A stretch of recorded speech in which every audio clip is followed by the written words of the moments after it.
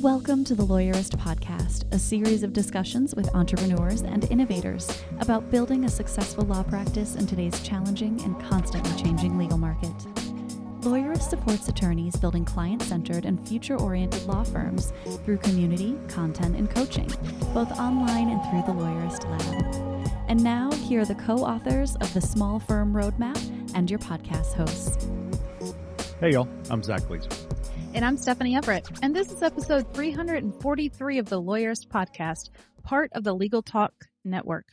In today's episode, I'm talking with Lawyerist Lab members Jeremy and Sara Danilson about what it takes to grow your business with the right hires. Today's podcast is brought to you by Nackley, Rankings.io, Text Expander, and Postali. We wouldn't be able to do this show without their support. Stay tuned, and we'll tell you more about them later on. So, Zach, in today's episode, I talked to Jeremy and Sara about some of the struggles that they had when it came to hiring, and it occurred to me that it is a really tough market right now. Everyone I talk to that's trying to hire is really struggling to find great people. And it's not just the restaurants, right? I think we're hearing right now, we thought we were coming out of COVID. Who knows if that's actually the case right now? I'm not going to get into that. But the news is all about, we can't find good people to work in restaurants and bars and those kind of jobs. But the reality is it's across the board. A lot of the lawyers that we work with are hiring for lots of positions and they're not seeing a ton of people applying. So I think it's broader than just the service industry. I think it's absolutely broader than just the service industry. And we're in a place where it's an employee's market in a sense. And what it makes me think of are, I've had paralegals and assistants that I've worked with or worked around that they have refused to go work for somebody, particular attorneys who have reputations for having bad culture or for being somebody that's just terrible to work around. And we can't afford to have that sort of reputation now because you can't buy your way out of that. Yeah. And I think sometimes when we hear those words like bad culture, the first thing that always comes to my mind, I always think of this old legal assistant that I had, Sue, and she worked in Manhattan in a law firm back in the 80s. And she had great stories about like smoking over her typewriter with correction paper. And there was a lawyer that would throw staplers across the room when he got mad at people. Oh, wow. I know I always have this vision of like Office Girl or what was that show? Working Girl. It doesn't matter. Yeah. My point is, I think it's easy when we hear bad culture to think of those throwing stapler lawyers.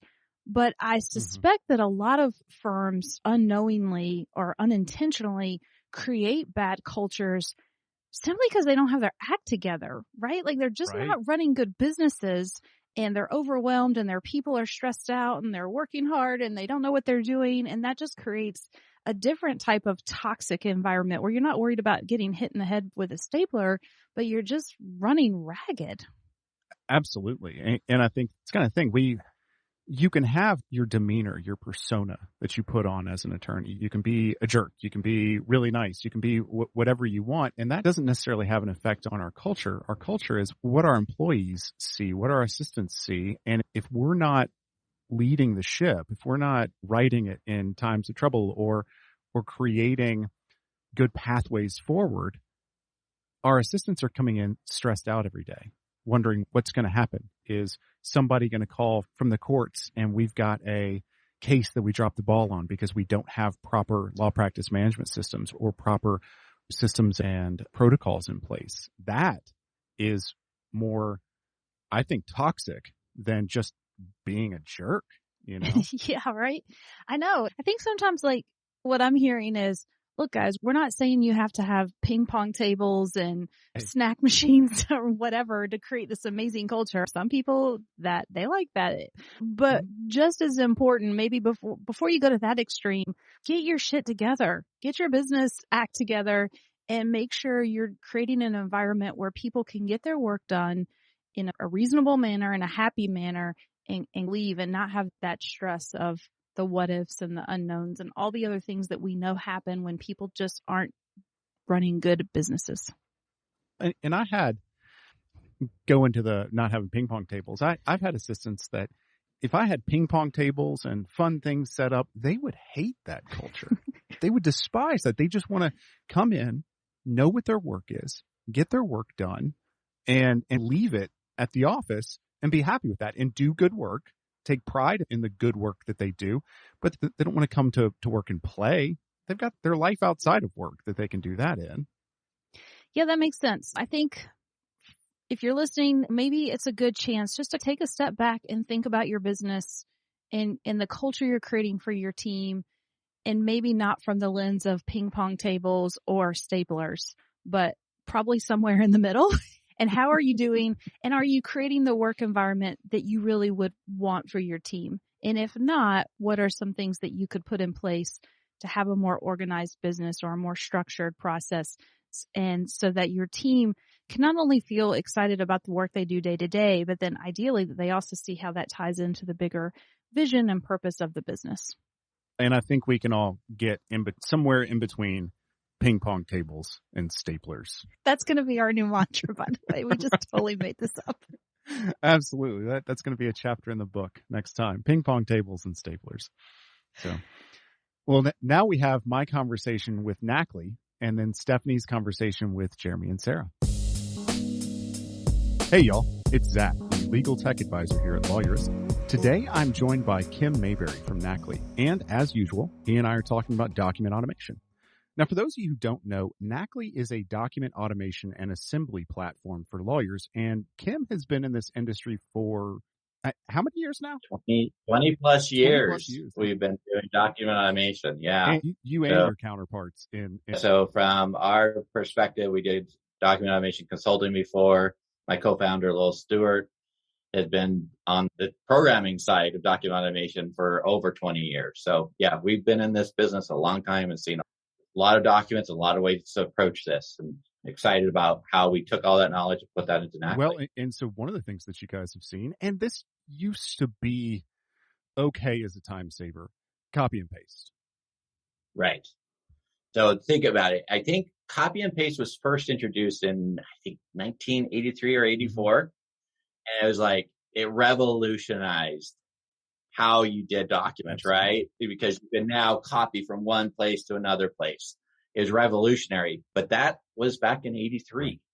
And so now it's, if you are copying and pasting within your documents, you're losing time, because that means you have to go through, do your find and replace within a document and hope you don't screw something. Like one client that I know, before they went to document automation, they had a religious reference and from the old client, and didn't catch it with that new client, and oops, that was not good. So really, just all the time that you're spending, if you think about it, you're spending a ton of time in Word that you don't need to if you had Nackley. It's so the kind of the idea is, okay, when we introduce copy and paste, that's our technology. That's the extent of our technology. Great. We're using everything. But now we're getting into, instead of getting inside the document and manipulating it in a fast way, create the document in a faster way. You can automate this and make it less of a time waster even outside of that document.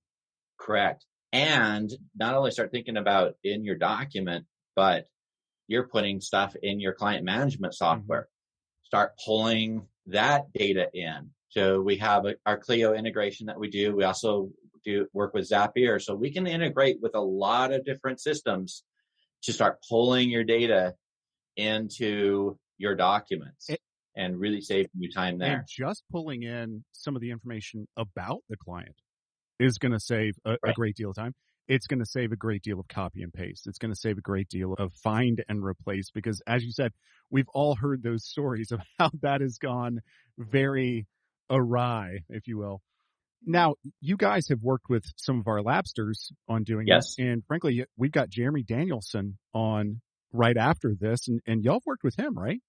Yeah, we do. He has been great to work with. When he first came to us, he was just frustrated that things were just taking too long. And Lawyerist really helped him get the vision in place of where he wanted to go. And in order to get that vision in place, he tried out a couple of different software packages, and none of them could do what he needed to. So he turned to Nackley, and he's been amazing to work with. So, we were on a conversation with him a few months ago, and I just want to get some numbers confirmed. Things that were taking the assistant 30, 35 minutes. We're now taking 5 minutes. Yeah, and that's the kind of thing we're seeing with this is if you go to digitize all your files, put all your files into a law practice management system, you can save time just by doing that. That's great. But again, that's not on the vanguard. That's not saving as much time as you can now because that 35 minutes is much faster than doing things by hand. But inputting this information into something like Clio, inputting this information into something else that works like with Zapier, and then being able to put it into the right place at the right time without affecting any other part of the document is huge. And along the whole idea of copy and paste with Nacli, we can now have clients fill out their information online too. And that pulls into your documents and that's integrated right into it. So our whole concept is really stop copying, start leveraging. So really start leveraging your resources, your time, your systems, pull it together so that everything works together. I like that a lot, that start leveraging, because we're talking about information that you're getting from your client. When we first think about it, you think, okay, let's get it once and be done. Great. Okay. Right. But now that we've got it, let's use it better. Let's, like you said, leverage it. Let's start doing appropriately gendered pronouns in the document, I think is a relatively simple one, but making that information work for you as opposed to saying, well, what's just the fastest way I can do this? And like last week, we were on a call with a new client and she grasps it. She grasps these concepts. And the assistant said, it only really takes me like 15 minutes to do this document. But here's the reality is once she's done with document automation, it may take her 15 minutes to do the one document and she may have 6 documents to do. But with document automation and the way we set it up, you could get that down to 5 minutes to fill out the information and populate all 6 documents at once. So you're really seeing time savings, even if you think, this doesn't really take very long.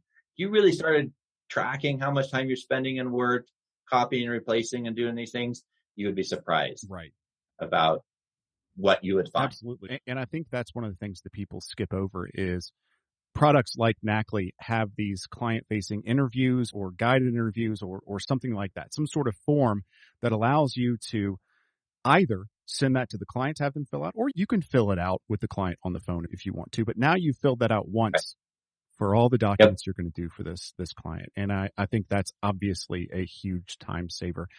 And Kim, again, thank you for being with us. It is always great to talk to you about document automation and assembly.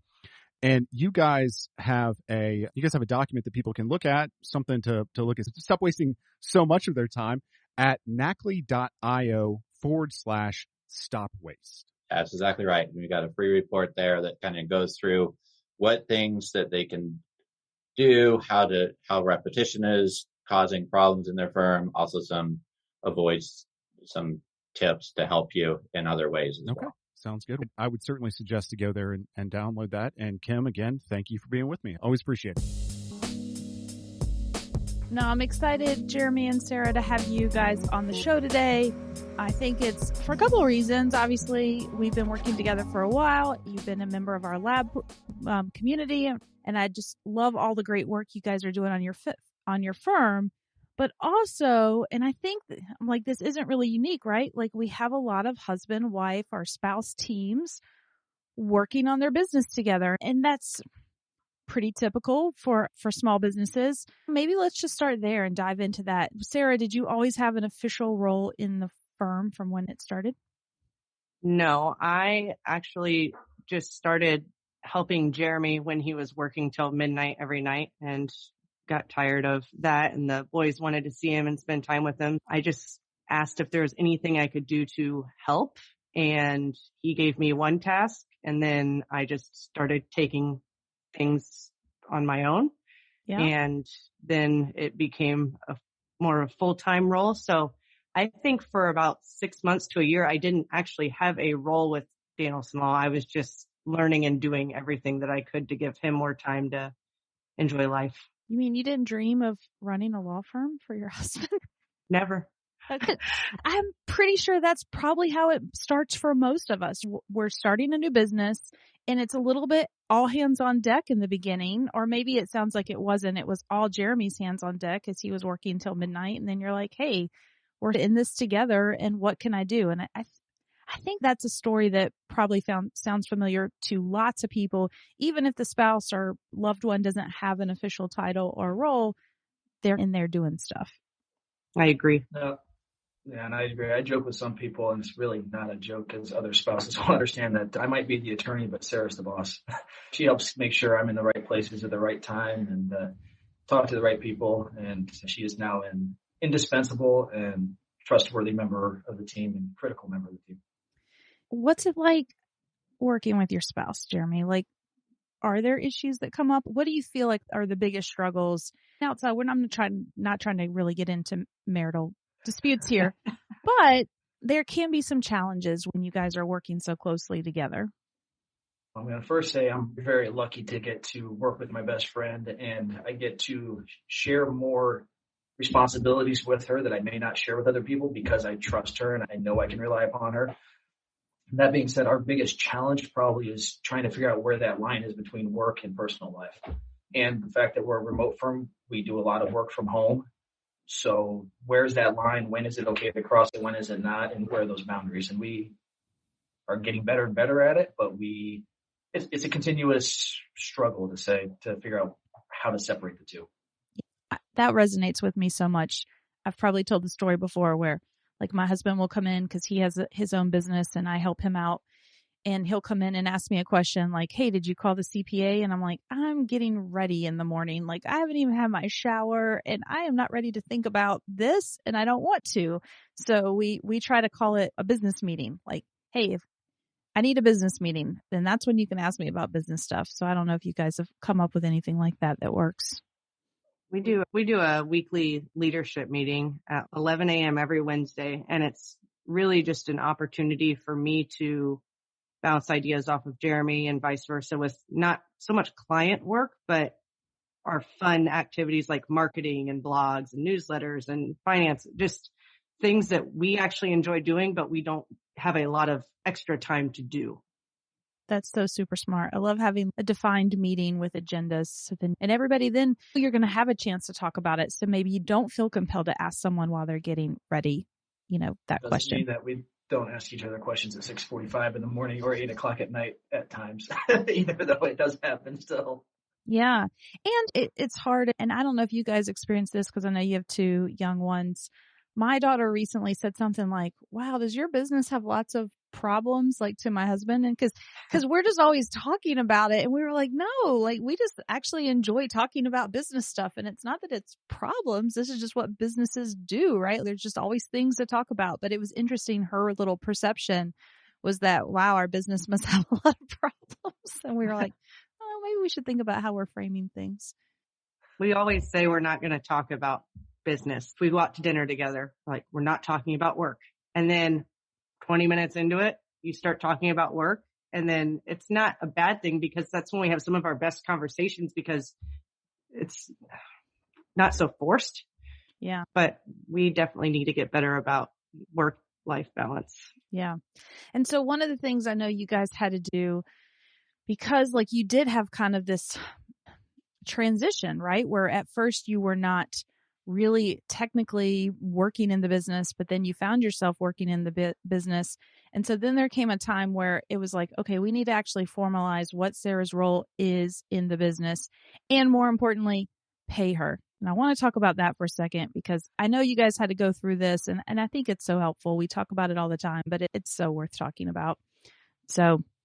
Well, looking back on that time, thank you, Stephanie, because you helped push me and us in that direction. It has been critical for our current success, but it was important at that time, a couple of years ago, to start paying Sarah for two reasons.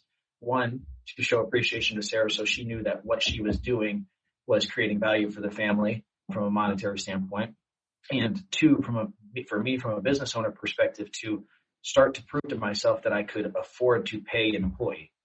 There was work being done that wasn't technically being compensated for, that I needed to be able to see on my books, see that money going out, what it was going for, so that now that we've hired team member 3 and 4 and looking to do team member 5, looking back, paying Sarah gave me the confidence to pay team member 3, Ashley and Danella and whoever this next hire is. That was critical at the time, and I didn't understand it, but Lab and Stephanie helped me understand the importance there.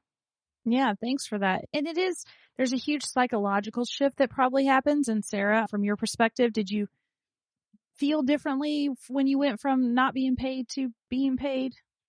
Not really. I never really thought of that as a negative thing, not being paid. I mean, we joked about it all the time. I was like, oh, I'm glad I work for free. Or I tell them all the time I need a raise. But I think what was more important to me was the flexibility that I had, not necessarily the compensation. So I'm able to take the boys and go do things like take them to school, doctor's appointments, and I don't have to report to somebody and say, I need time off to go do this. I don't think the monetary thing was ever a big thing for me. I think it was more the flexibility it allowed and provided. Because a lot of people have family members doing something for their business without being compensated. But I think, Jeremy, to your point, once you do make that switch, it also shows you that if the loved one wants to step away, which is oftentimes what I hear, like people come into coaching sessions. I've had a couple of people be like, I don't want to do my husband's marketing anymore, or whatever it is they're doing, which is totally fair. It gives you, the business owner, the confidence to know that you could afford for your company to have this role filled or these responsibilities filled by somebody else, and a new person or a contractor or something.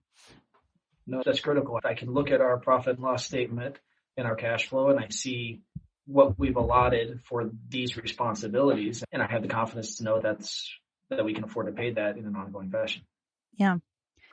Let's shift then, because hiring is something that I know a lot of people struggle with, and you are so willing to share that it was a struggle for you to think about making that first hire. And so take us back before, now we have Sara officially on the team and she's making money, and you realize, okay, I think I need to hire someone else. What was your hesitancy at that time? What was coming up for you? I think my initial mindset, I think we're in year 7 now. When I first started this thing, is that this was going to be a me thing, firm. I was going to be the only one forever, and I was content with that. And then things on the ground started to shift, and Sara started taking responsibilities and helping, and that starts to slowly change your mindset. And then Sara and I were at capacity and needed help, and we brought on a few new clients. We needed help, and our quality of life was not what we wanted it to be. Our ability to spend time with our children was not where we wanted it to be. And I agonized over how to make that decision to hire the next person. It came down to, it's one thing to take a chance on my family and to trust myself with that risk, but to make a promise to another family that this thing that Sara and I are building can also support this other family. That was where my struggle was. And I agonized over it in total probably for 9 months before Ashley started to wrestle with that and know that this firm could support another family. And I was confident about it. And it's been the best decision we ever made, because that also then started, I had to learn how to delegate and ask for help. And that was something I had never been good at in the first 5 or 6 years of running this firm. Yeah, I want to go back to something that you said, because I'm just curious about it. When you thought it was just going to be you and you said you were content with that, say more about that, because I'm trying to understand, what was your mindset when you thought it was just going to be you, and why was that okay? This turned into a really big moment in the firm for Sara and I. When we first started, or I first started, I had a really stable referral source, and it at the beginning fed us 100% of our business, and that led to some of that contentment. Slowly, as we established our reputation in the community, that went from 100% to 90%, probably somewhere around 85%. And 4 years in, this would have been beginning of 2019, that company decided to use a different, larger firm through no fault of our own. And we, in a matter of 30 days, lost 85% of our business. Yeah. And that was when we had started to pay Sara, so it was just her and I. And we had to have some difficult conversations about, okay, what's next? Yeah. So that was challenging. And in exploring what's next, is that when you realized, I do want this business, and maybe I want it to be beyond just what I'm capable of doing on a day-to-day basis? I have to give Sara a lot of credit, and she can speak to this a little bit more, but how we went to fill that gap was entirely a credit to her and to the lab community and the lab coaches of you. We had some really good conversations about how to figure that out. And I do want to hear Sara talk about this, but she just asked for business from other potential referral sources. And that led to where we are today. Sara, what shift happened from your perspective?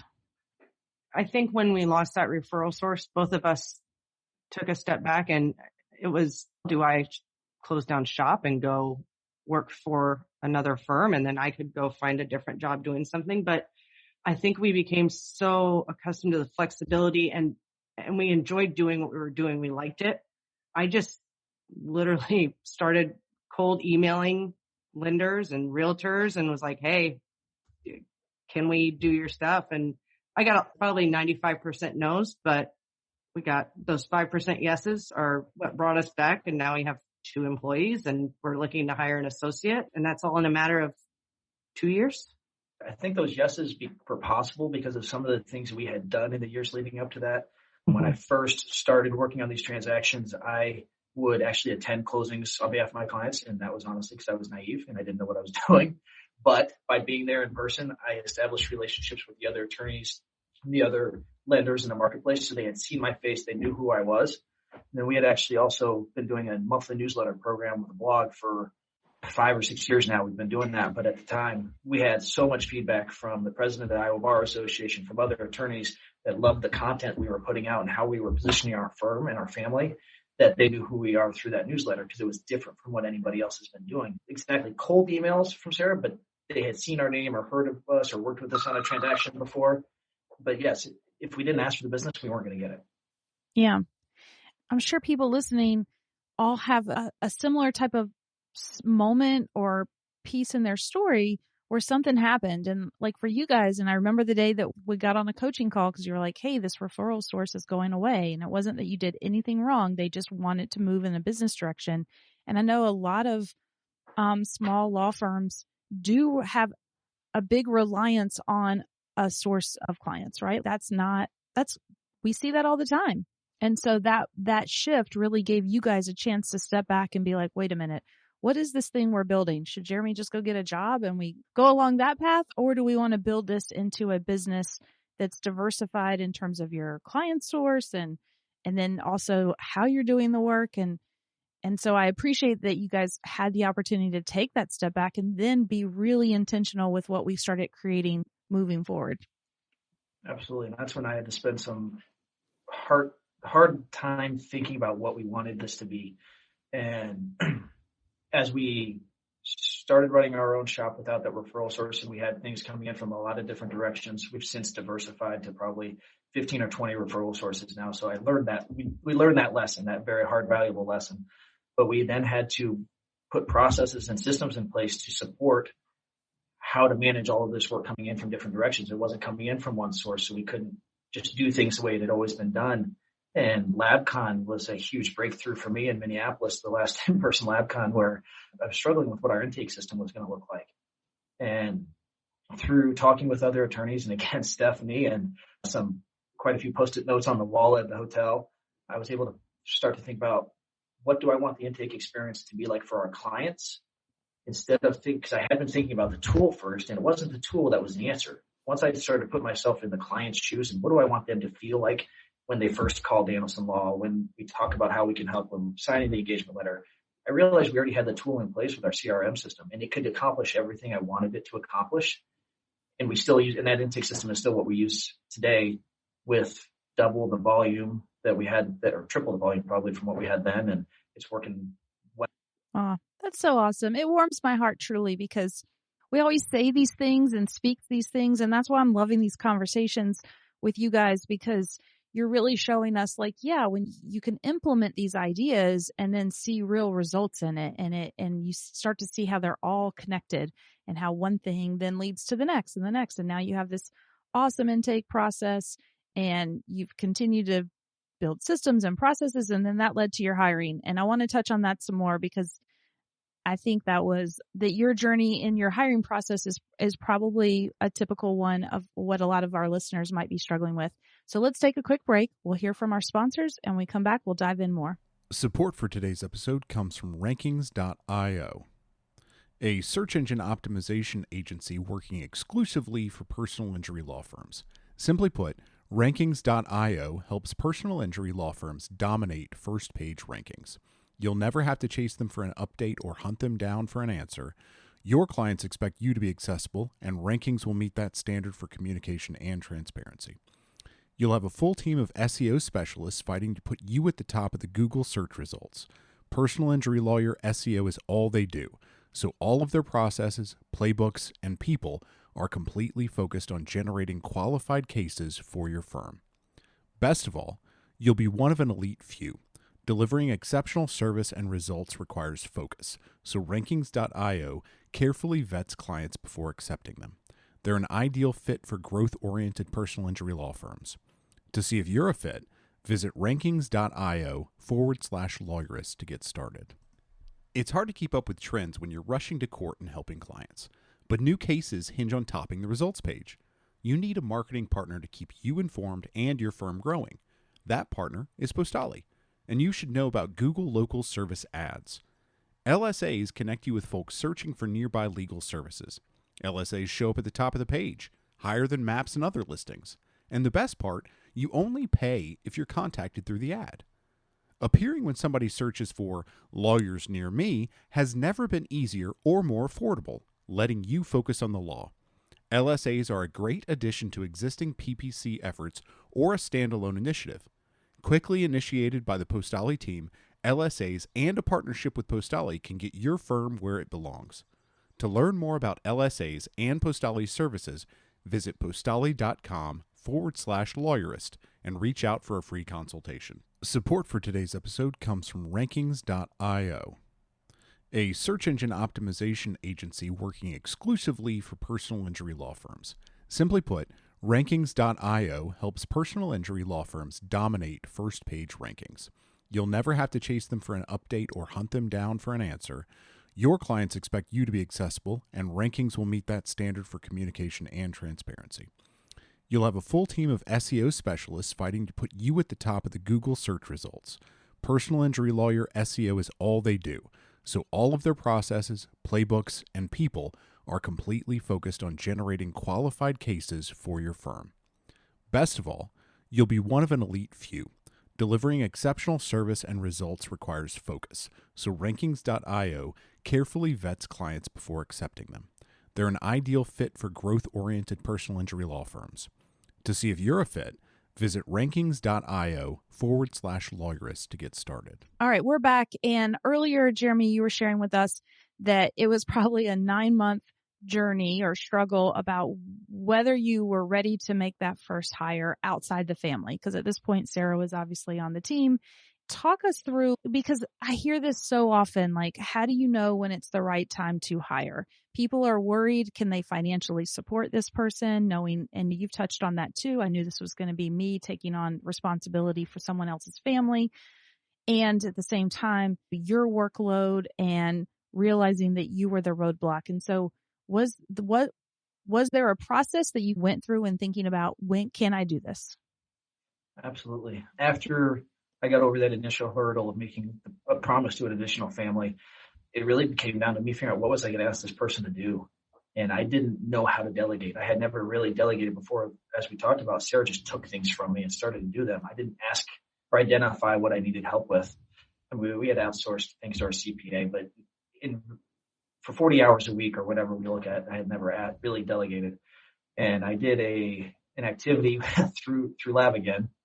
There was a worksheet in the Lab portal that asked me or identified different activities. Is this an assistant type position? Is this a paralegal type activity? Is this an attorney activity? So I had to do some critical thinking about what things do I have to do and what things can I ask for help with? What are attorney-only activities? And being honest, there are not that many activities within the law firm operations that are attorney-only activities. If we put the right systems and processes in place, I can make it easy for other team members to help me with it, and then I just have to review things. And that worksheet was the breakthrough for me to identify what things I could ask this next hire to do. And then once she started on July 6th of last year, then she started doing additional things in the way Sara had. And it's been phenomenal for our team. And Sara, what was that process like for you? The first hire was not as overwhelming, I think, as the second hire was. honestly. The second hire was a little bit different, but it was really hard to give up control, to be honest. I'm a little bit of a control freak and I like to be in control of everything. To give up a very big piece of what I was doing was very hard, but she instilled it was a no-brainer. And as soon as I did, it was fantastic. It gave me more time to do other things that I actually enjoy doing, but it was very hard to give up control. Yeah, we hear that a lot. That it's a real issue. We tend to be, let's just face it, we're perfectionists and we like doing the way we do it. And I don't know, did you have any tips that helped you in that process, or did you just have to go for it? I just had to go for it. And as soon as I realized how helpful it was and how it opened up doors for me to be able to do things that I enjoy in the business, I wouldn't change a thing. Yeah. And to be fair, you followed our advice and you created a really awesome hiring system so that you could feel good that the person you brought onto the team was the right person with the right skills and aligned with your values. And so talk to us a little bit about what that looked like. So for us, it's all about getting the right people in the right seats. And we didn't know that at the time necessarily, but Sara was doing things and it was effective. But after she's been able to do that, it's more within her skill set and what she wants to work on. So it's been better. And then that allowed us to move Sara to do work on the things that she wants to work on.